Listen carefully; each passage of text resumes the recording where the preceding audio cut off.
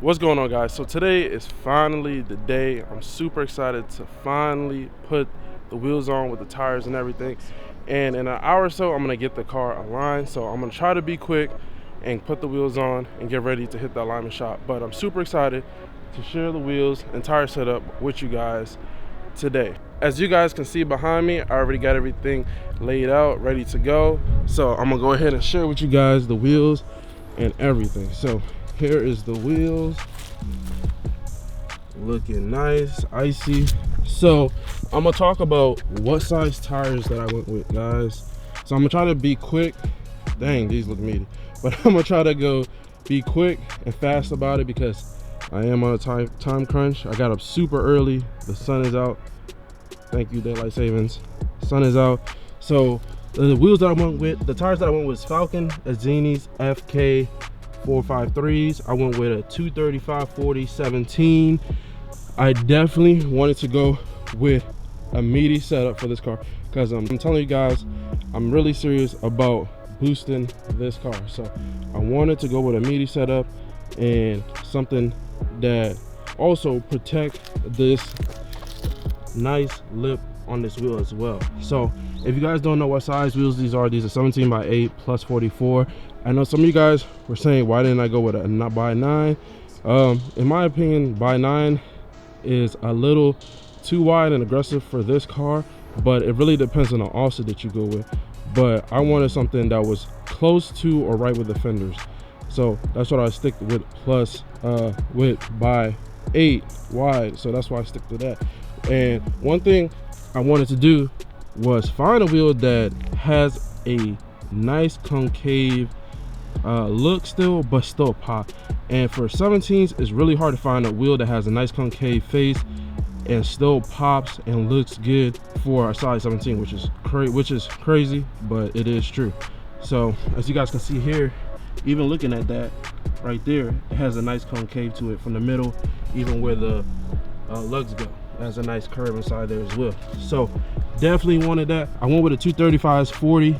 I wanted to go with something wide and something that protects that lip. As you guys can see when I go by it, this 235 protects that lip real good from rock chips and debris and all kinds of stuff. The Mugen GPs, when those came with 18s from the factory, they come with 215s, I believe 45 18s, and the rim actually pokes out on that tire, which I find is crazy. And this wheel had a couple rock chips from it really not having that sidewall from the tire to protect it from rock chips and stuff. So it had little chips from that, but I definitely wanted to do it right. And with my build, I try to do it as right as possible. But I definitely love the wheel. As you guys see, I got the full flat cap in silver aluminum. It looks real nice and still has that reflection in the middle. Looks dope. I put the Advan Rgd2 sticker on there as well, and it looks pretty sick. So I'm gonna jump into it right now and hurry up. I'm gonna start from the back. In my opinion, I feel like the back is a bit quicker, and I'm gonna share with you guys other stuff I found along the way with these wheels, and I'm gonna share with you guys. I did get some new lugs as well, so I'm gonna share that with you guys.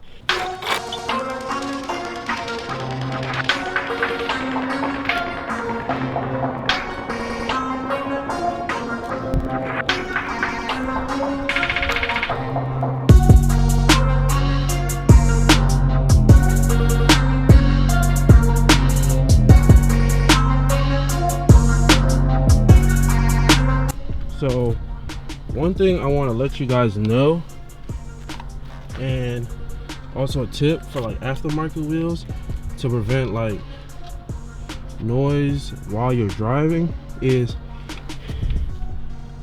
the bore in the middle of right there, the wheel hub, this is actually bigger than that.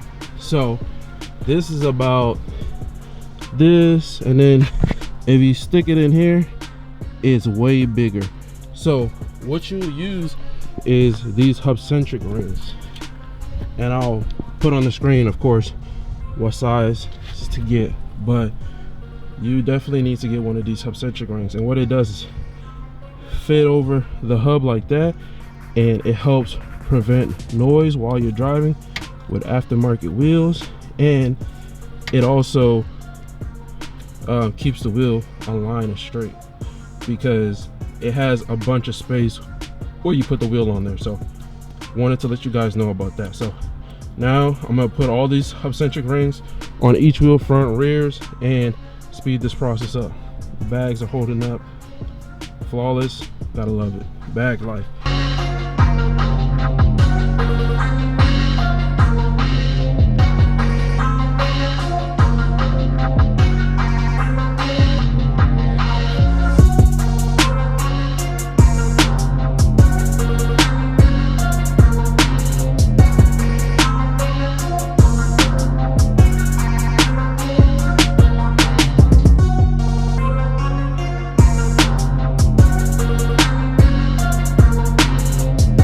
Also guys, I wanted to bring this up. I did buy this car used, but it's kind of hard to see back here, but there's like a lip right here, but then it's tucked. So I bought this car with like 9,000 miles on there, and it seems like someone rolled the fender a little bit, and you can feel like someone rolled it and pulled it back already. So I'm not gonna mess with it. I'm just gonna leave it as is and get it in line. I know I'm not gonna run crazy camber with by 8, but I'm gonna show you guys everything. But yeah, so I'm gonna roll the fender back a little bit. It looks like it. I don't know if you guys can see a little bit here, but then it goes up and then it curves. I don't know if it is rolled. Let me know in the comments below if it's normally like that, where it's rolled back, or maybe in the future I might roll it. But let me know in the comments, which is kind of weird. But moving on to the fronts.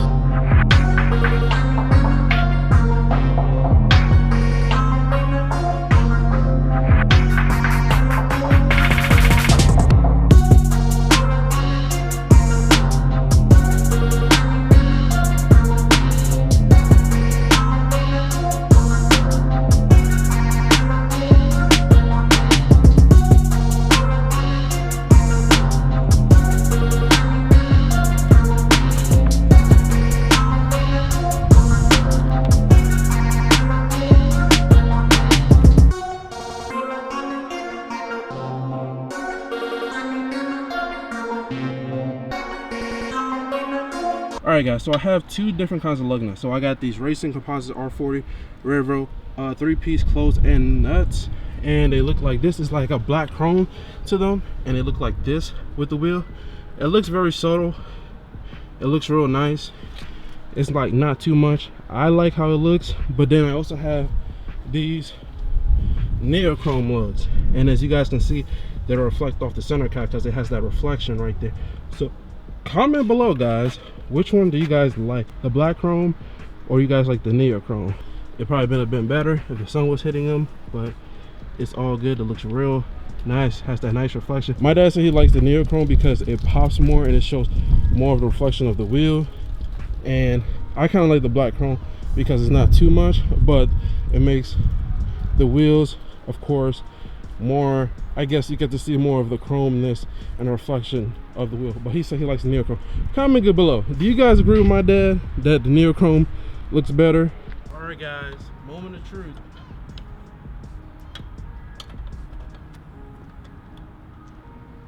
Woo, she is on the ground guys. That's what I'm talking about. That looks good. The best part, airing the car out to the right ride height. This is about to be epic.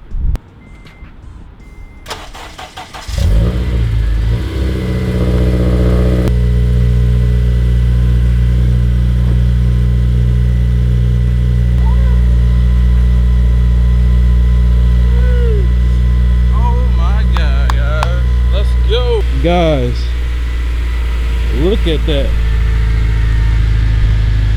Look at that, guys. Woo! Look at that fitment.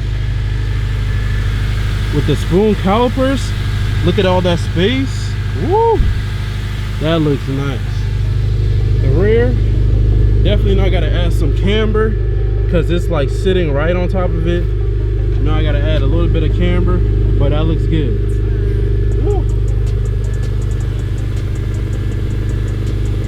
Golly, that's icy, guys. Woo.